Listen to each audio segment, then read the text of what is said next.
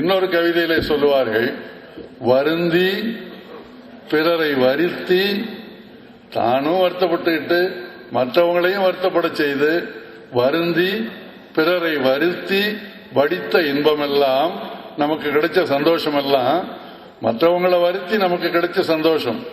வருந்தி பிறரை வருத்தி வடித்த இன்பம் எல்லாம் அவங்களுக்கு திடீர்னு சமையல் ரூம் ஞாபகம் வந்துடுச்சுன்னு நினைக்கிறேன் இந்த கவிதை எழுதும்போது. வருந்தி பிறரை வருத்தி வடித்த இன்பம் எல்லாம் வறுத்து தின்பானா இல்ல வழியில் விற்பானா கேள்வி கேட்கிறாங்க. வறுத்து தின்பானா? இதுவரையில் யாரும் எந்த கவிஞரும் அந்த மாதிரி சிந்தனை பண்ணியிருக்க மாட்டாங்கன்னு நினைக்கிறேன். வருந்தி பிறரை வருத்தி வடித்த இன்பம் எல்லாம் வறுத்து தின்பானா வழியில் விற்பானா? அதுக்கு அடுத்த வரி இந்த பேம்ப்ளெட்ல கூட போட்டு கொடுத்திருக்காங்க. நாட்டை சுரண்டி வீட்டை நிரப்பியதை, நாட்டை சுரண்டி வீட்டை நிரப்பியதை விஜயானந்துக்கு ரொம்ப பிடிக்கும்னு நினைக்கிறேன் இந்த வரிகள். நாட்டை சுரண்டி வீட்டை நிரப்பியதை கூட்டில் அடைபோட்டு காப்பானா இல்ல கூடு விட்டு செல்கையில் கூடவே கூட்டி செல்வானா? என்ன அருமையான சிந்தனை பாருங்க. இன்னொரு இடத்திலே சொல்லுகின்றார்கள், மிருகங்கள் வேட்டையாடுகின்றன,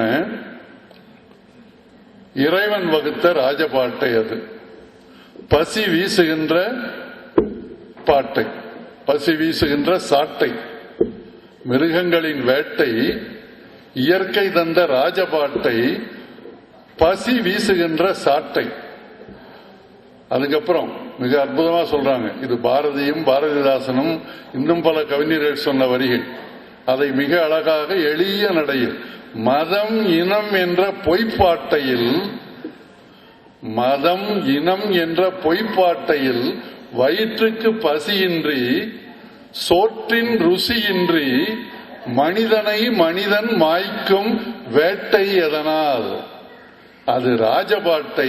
புரிந்துகொள் மனிதா, அது ராஜபாட்டை, இது பொய்ப்பாட்டை. அற்புதமான வரிகள், சொல்லிக்கொண்டே போகலாம். நான் ரசித்த பகுதிகள் ஏராளம், அத்தனையும் சொல்லி நேரத்தை எடுத்துக்கொள்ள விரும்பவில்லை. இன்னொரு இடத்திலே சொல்லுகிறார்கள், வாலதனை ஆட்டுக்கு அளந்து வைத்தான், வாலதனை ஆட்டுக்கு அளந்து வைத்தான், வயிறதனை எறும்புக்கும் எடுத்து வைத்தான், வயிறதனை எறும்புக்கும் எடுத்து வைத்தான், மனமதனை மனிதனுக்கே படைத்து வைத்தான், மனமதனை மறைத்து வைத்த மானிடா, ஒரு சில கணமேனும் சிந்தையிலே இதை சிந்திப்பாயா என்று வேதனையோடு கேட்கிறார்.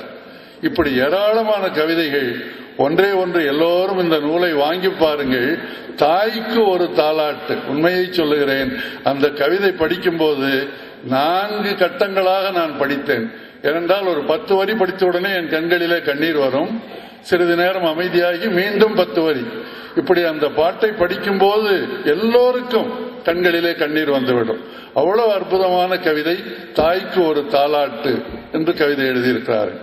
இப்படி அருமையாக சிறப்பாக கவிதை எழுதியிருக்கிறார்கள். பாரதியை, பாரதிதாசனை, பாரதிதாசன் தான் சொல்லுவார், வேண்டாத சாதி இருட்டு வெளுப்பதற்கு தூண்டா மணிவிளக்காய் துலங்கும் பெருமாட்டி என்று தாலாட்டு பாடுங்கள் என்று அன்னையருக்கு பாவேந்தர் பாரதிதாசன் சொல்லுவார். வேண்டாத சாதி இருட்டு வெளுப்பதற்கு தூண்டா மணிவிளக்காய் துலங்கும் பெருமாட்டி, மூடத்தனத்தின் உடைநாற்றம் வீசுகின்ற காடு மணக்க வரும் கற்பூர பெட்டகமே, புண்ணிற் கரம்பெடுக்கும் பொய்மதத்தின் கூட்டத்தை கண்ணில் கணம் சிந்தி கட்டழிக்க வந்தவளே என்றெல்லாம் பாரதிதாசன் எழுதுவார். அதையெல்லாம் தன்னுடைய கவிதைகளில் அந்த சாதியை பற்றி, மதங்களை பற்றி மிக நாசூக்காக, ஏனென்றால் செல்வ குடும்பத்திலே பிறந்து செல்வ குடும்பத்திலே வாழ்க்கைப்பட்டிருப்பவர், செல்வ குடும்பத்திலே பிறந்தவர்கள் எல்லாம் நம்ம சொந்தங்கள். அதனால என் மேல கோவித்துக் கொள்ளக்கூடாது. பொதுவாக நம்முடைய பிரிவை சார்ந்தவர்கள் இந்த மாதிரி கலை, கவிதை, இலக்கியம் என்றெல்லாம் செல்வது ரொம்ப ரொம்ப அபூர்வம்.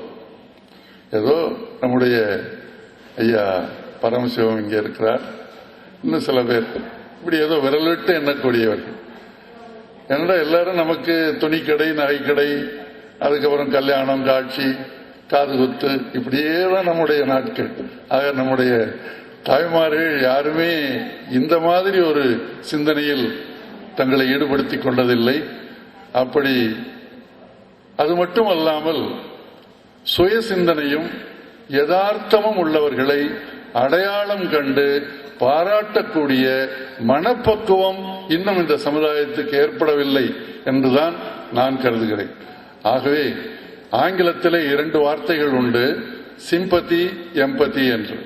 சிம்பத்தி என்றால் ஒன்றை சோகமான ஒன்று நடக்கும் போது அதை பார்த்து பரிதாபப்படுவதற்கு பெயர் சிம்பத்தி. எம்பதி என்றால் எங்கே ஒரு சோகம் நிகழ்கிறதோ அந்த துன்பத்துக்கு யார் ஆளாகிறார்களோ அந்த ஆளாகின்ற துன்பப்படுவர்களுடைய நிலையிலேயே இருந்து எழுத்துக்களை வடிப்பது எம்பதி. ஆக நம்முடைய கவிஞரை பொறுத்தவரை அந்த எம்பதி என்கிற நிலையிலேயே இருந்துதான் தன்னுடைய கவிதைகள் அத்தனையையும் வடித்திருக்கிறார்கள் என்றே நான் கருதுகிறேன்.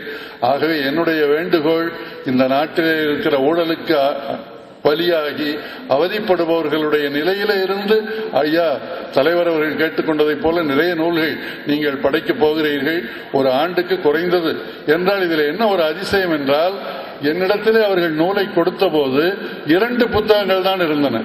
மனித மனம், உணர்வுகள் 2 கவிதை தொகுப்பு தான் இருந்தன. இங்கே வந்து பார்த்தால் இன்னொரு 3வது தொகுப்பு இருக்கிறது. இவ்வளவு குறுகிய காலத்தில் இவ்வளவு சீக்கிரம் இவ்வளவு விரைவாக ஒரு கவிதை நூலை உண்டாக்க முடியும் என்றால் அது பெரிய அதிசயம். என்றால் நான் கூட கவிதை எழுத முயற்சி பண்ணது உண்டு.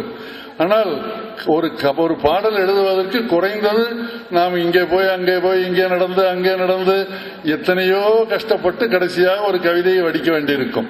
ஆனால் அவர்கள் எழுதுகிற வேகத்தில் போகிற போக்கில் ஒரு நூலையே புதிதாக கொடுத்திருக்கிறார்கள். இப்படி அவர்களுடைய ஆற்றலை பயன்படுத்தி அந்த உணர்வு நிலையிலேயே நின்று ஊழலினாலே அவதிப்படுகின்ற ஒரு சாதாரண மனிதனுடைய உணர்வு நிலைக்கு போய் கவிதைகளை எழுதலாம். ஈழத்திலே 1.5 லட்சம் மக்கள் இறந்தார்கள்.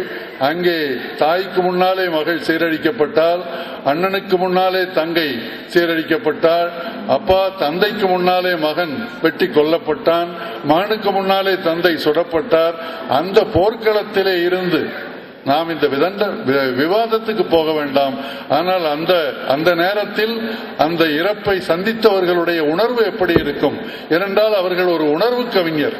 அவர் உணர்ச்சி கவிஞர் என்ன, மரபு கவிஞர் அல்ல. அவர் ஒரு உணர்வு கவிஞர்.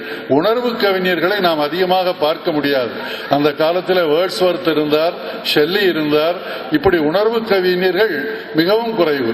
அந்த உணர்வுகளிலே தத்துவங்களை கொண்டு வருகிற பாங்கு அவருக்குத்தான் அமைந்திருக்கிறது. நான் அவருடைய கவிதைகளை படிக்கும் போதெல்லாம் மேலை நாட்டு தத்துவ ஞானிகள் Immanuel Kant, Humes, Hegel, Socrates, Karl Marx, இந்த அறிஞர்கள் தான் என்னுடைய நினைவுக்கு வந்தார்கள். அப்படிப்பட்ட கவிஞர் அவர்கள் நல்ல நெறியுணர்வோடும் தெளிவோடும் உறுதியோடும் துணிவோடும் இன்னும் பல பல கவிதை நூல்களை படைக்க வேண்டும். அதற்கு எல்லாம் வல்ல இறையாற்றலும் சான்றோர்களுடைய ஆதரவும் அன்பும் வாழ்த்தும் அவர்கள் பெற வேண்டும் என்று வாழ்த்தி எனக்கு இங்கே வாய்ப்பளித்தமைக்கு நன்றி கூறி அமைகிறேன். நன்றி, வணக்கம்.